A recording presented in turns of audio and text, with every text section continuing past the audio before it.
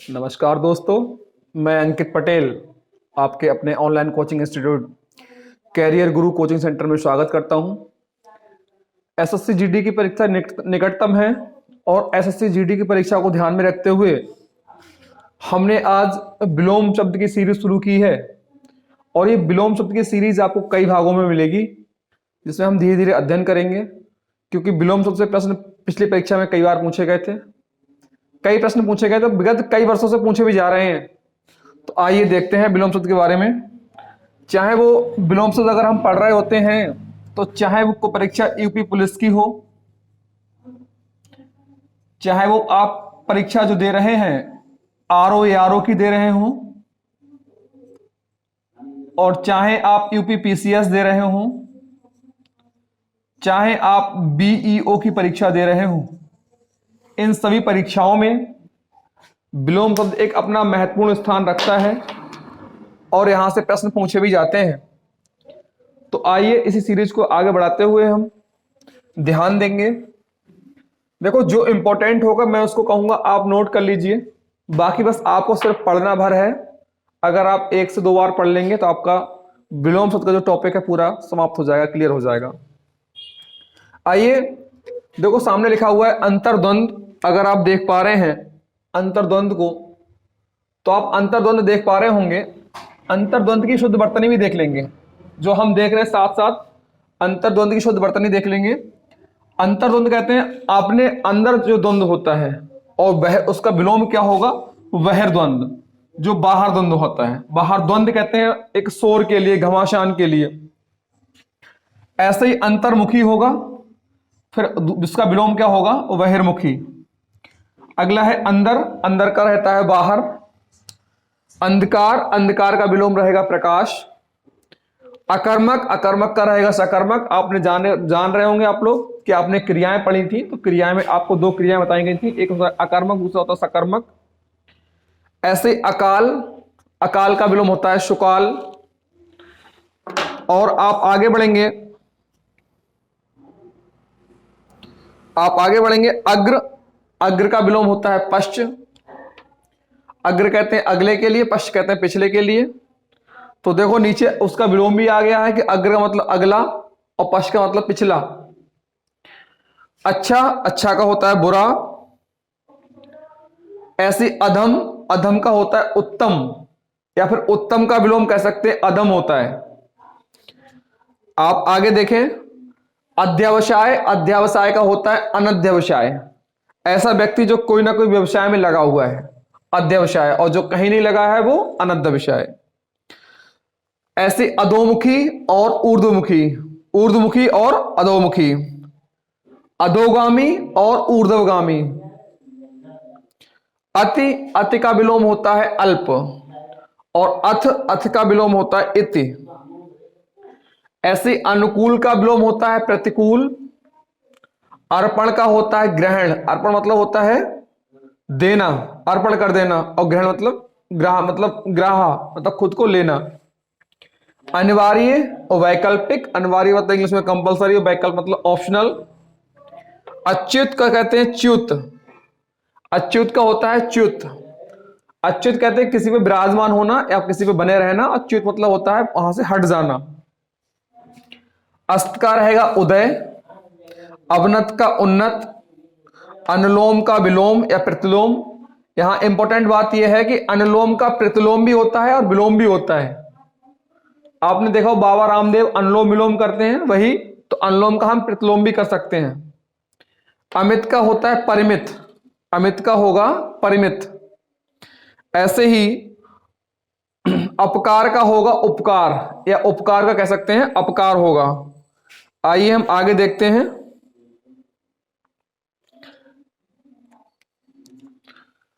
अकंटक, अकंटक का होता है कंटकित। मैं जिसे बताऊंगा इंपॉर्टेंट है, आप उसे नोट कर लेंगे। अकंटक का होता है कंटकित। ऐसे ही आप अक्षत, ये इंपॉर्टेंट है, इसे नोट कर लीजिए। अक्षत को, अक्षत का होता है विक्षत। अक्षम का सक्षम होगा, और अदृश्य का दृश्य होगा। अदृश्य का दृश्य होगा। अस्तित्व का अनिस्तित्व होगा, ऐसे ही अर्हता का अनर्हता होगा। अर्हता कहते हैं योग्यता के लिए, योग्यता के लिए, और अनर्हता कहते हैं अयोग्यता के लिए, जो काबिलियत ना होता है, अयोग्य के लिए। अभिमुख का प्रतिमुख होगा, इंपॉर्टेंट है, इसे आप नोट कर लीजिए। अभिमुख का प्रतिमुख होता है, इसे आप नोट कर लें, ये इंपॉर्टेंट है। अगला है अधिमूल्यन और अभिमूल्यन, इंपॉर्टेंट है, इसे नोट कर लीजिए। अधिमूल्यन का रहेगा अभिमूल्यन, अबर का रहेगा प्रवर, अबर नोट कीजिए, अबर का रहेगा प्रवर। अगला है अवनति, और अवनति का होगा उन्नति। अवनति कहते हैं गर्त में जाने के लिए, नीचे जाने के लिए, उन्नति होता है शिखर पर जाने के लिए। अगर कोई व्यक्ति प्रोग्रेस कर रहा है मतलब उन्नति कर रहा है, कोई व्यक्ति डिक्रीज हो रहा है, कोई व्यक्ति मतलब अपना ह्रास कर रहा है मतलब अवनति हो रहा है। ऐसी अर्पण का ग्रहण आप पढ़ चुके हैं। अभिज्ञ का कहते हैं अनभिज्ञ, अभिज्ञ का कहते हैं अनभिज्ञ, कहते हैं जानने वाले को, अनभिज्ञ कहते हैं ना जानने वाला। आप आ जाइए, इंपॉर्टेंट है अथा, अथा का होता है छिछला, अथा का विलोम क्या होगा, छिछला। ऐसे अनाथ और सनाथ, अनाथ कहते हैं वह बच्चा, अनाथ कहते हैं वह बच्चा जिसके माता पिता नहीं होते हैं, और सनाथ उसे कहते हैं जिसके माता पिता हैं। आगे अगला नोट करें,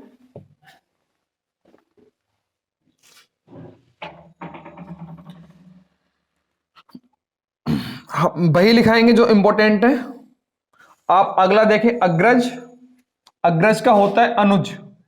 अग्रज कहते हैं अग्र मतलब आगे, और जा मतलब जन्म लेने वाला। जो आगे जन्म लेता है अग्रज, और जो पीछे जन्म लेता है अनुज मतलब छोटा भाई। अग्रज का मतलब बड़ा भाई होता है, अनुज का मतलब छोटा भाई होता है।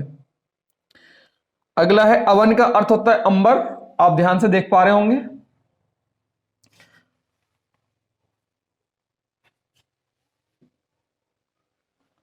इसके आगे है, आपको पढ़ना है अद्धत, अद्धत का होता है अनुद्धत, अद्धत का होता है अनुद्धत।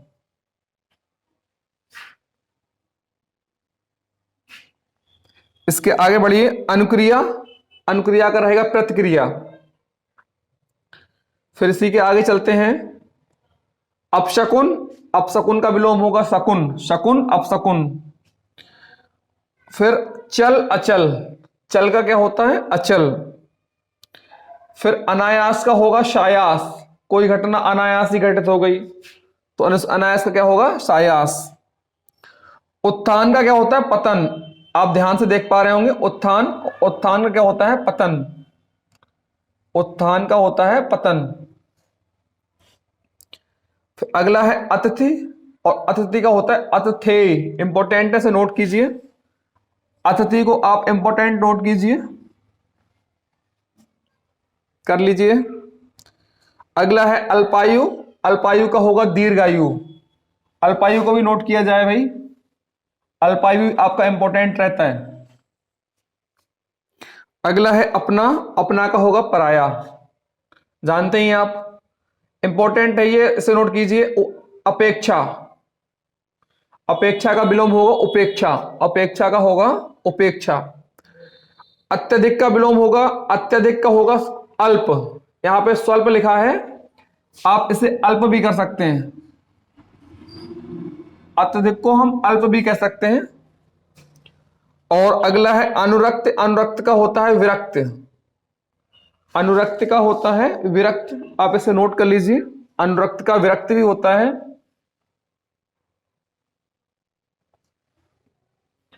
अनुरक्त का विरक्त भी होता है।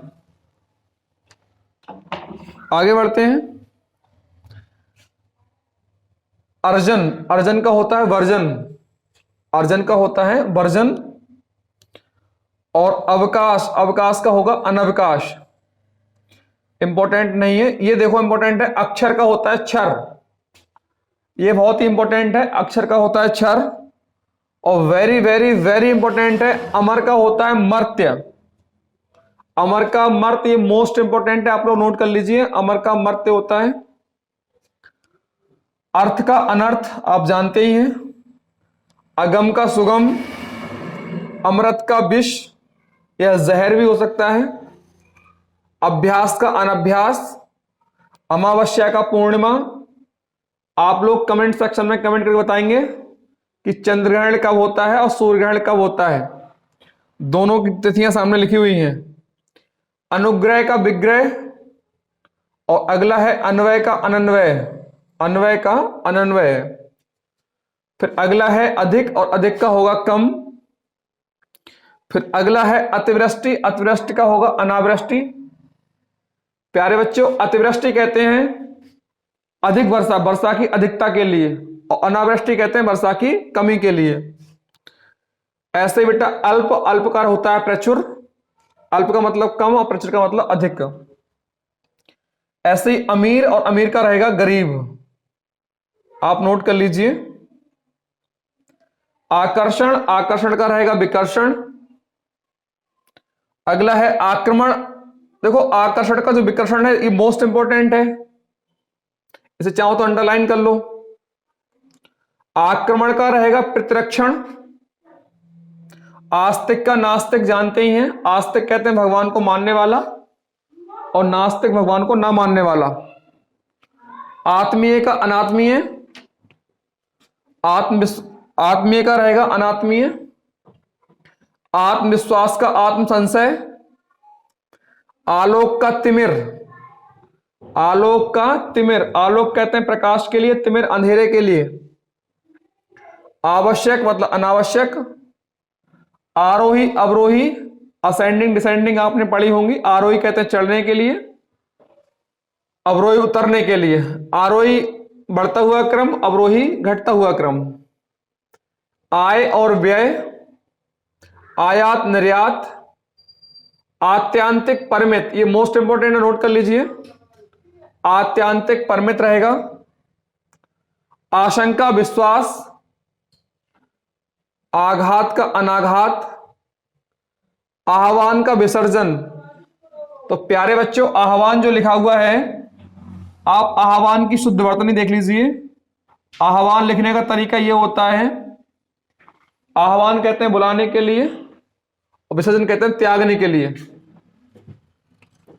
इसके बाद में आ जाइए आकीर्ण, आकीर्ण का होता है विकीर्ण।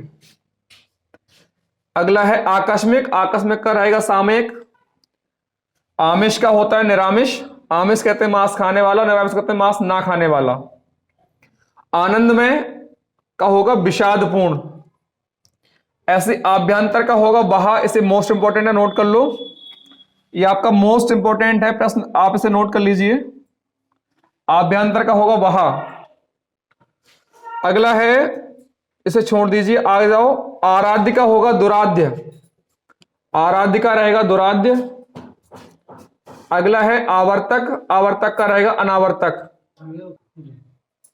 आदि का होता है अंत्य, ये मोस्ट इंपोर्टेंट है, इसे अंडरलाइन कर लीजिए। आदि का होता है अंत्य, और अंत्य की शुद्ध वर्तनी देख लीजिए। अंत्य ये होता है, ये होता है एक शब्द होता है अंत्यज, एक शब्द होता है अंत्यज, तो वही ये अंत्य है, इसको नोट कर लीजिए अंडरलाइन करके। हाँ, जो इंपोर्टेंट रहेंगे मैं आपको बता दूंगा कि कौन से आपको अंडरलाइन कर लें, कौन से नहीं करने।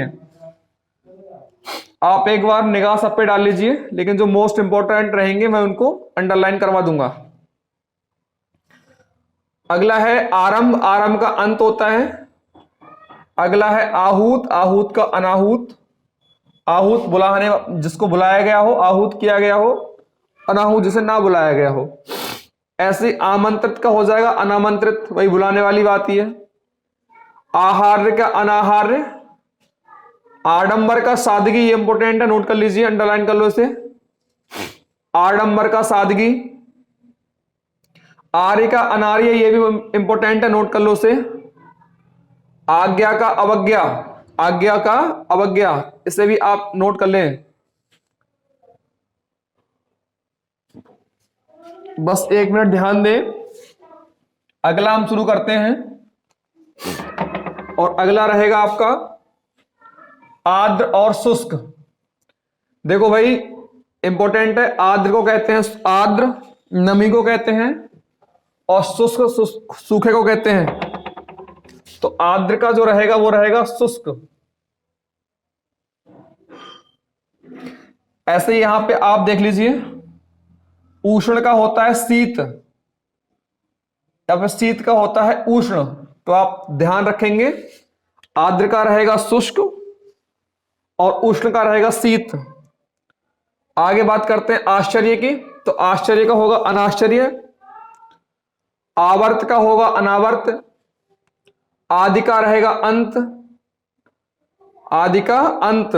आदि का अंत रहेगा, देखो भाई दोस्तों, आदि का मतलब प्रारंभ भी होता है, आरंभ भी होता है। आजादी का गुलामी, आरूण का अनारूण, आस्था का अनास्था, आहत का अनाहत, आसक्त का अनासक्त, आकुंचन का प्रसारण, आकुंचन कहते हैं सिमटने के लिए और प्रसारण कहते हैं फैलने के लिए। आगमन आना, प्रस्थान जाना, आशीष का अभिशाप, आशीर्वाद का अभिशाप मतलब श्राप, आशावादी निराशावादी, आशा का निराशा, आग का पानी होगा, आधार का निराधार, आग्रह का दुराग्रह, आरोहण का अवरोहण, उत्साह का निरुत्साह, आद्रत का अनाद्रत। आप समझ पा रहे हैं ना, उत्साह का होगा निरुत्साह, आद्रत का अनाद्रत। आविर्भाव का होता है तिरोभाव, ये मोस्ट इंपॉर्टेंट, से नोट कर लो, ये आपका मोस्ट इंपॉर्टेंट है, इसे नोट कर लीजिए। आविर्भाव का होगा तिरोभाव।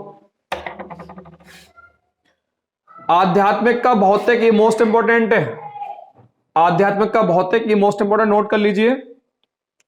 आश्रित का अनाश्रित, आतुर का अनातुर, आदर का होगा अनादर या फिर निरादर। आप इसे नोट कर लें, बहुत ही मोस्ट इंपॉर्टेंट है, आदर का निरादर या फिर अनादर। आचार का रहेगा अनाचार, आगामी का रहेगा विगत, आहार का रहेगा निराहार, और आकाश का रहेगा पाताल, आकाश का पाताल। तो ये सारे आपने नोट कर लिए होंगे। आइए हम आगे शुरू करते हैं। यहां तक हमने पढ़ लिए थे, आगे पढ़ते हैं। आकलन का होगा विकलन, आदरणीय का निरादरणीय। अगला पढ़ते हैं विलोम शब्द।